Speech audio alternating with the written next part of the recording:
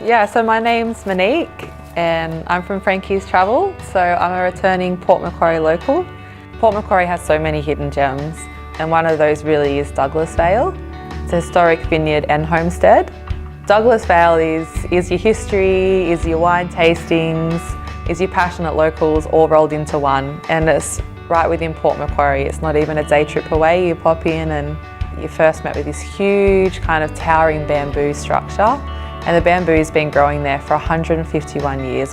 So just walking through the homestead and walking through the vineyard itself, you're basically walking through Port Macquarie's history. We're pretty lucky here in Port Macquarie.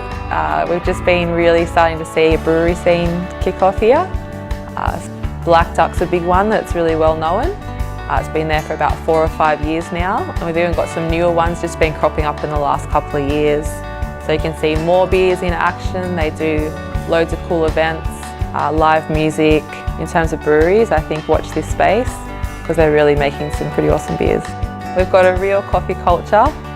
The coffee scene really has kicked off here in Port Macquarie. And we've got 2 fantastic roasters right here in our own backyard, and one of those is Peak.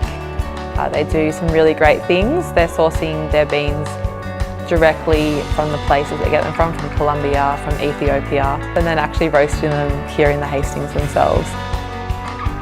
So coming into Cassegrains, I think it's a pretty important part of Port Macquarie's history, and certainly for the vineyard history, because John Cassegrain actually completely restarted the industry for us here. It's got an amazing cafe restaurant, and they've got this gorgeous cellar room that you can walk into. They do behind the scenes tours, so you really kind of see the whole process and go through the journey with them. Yeah, so here we are at Bago, and Bago's, it started off just as a market garden and then transforming itself again as a winery, which is pretty cool already, but they're always adding new elements onto it, and it's really become this whole experience. Go wander through the maze, try some wines, try some chocolate, and they do also have jazz in the vineyards once a month. So yeah, Bago's a pretty special place.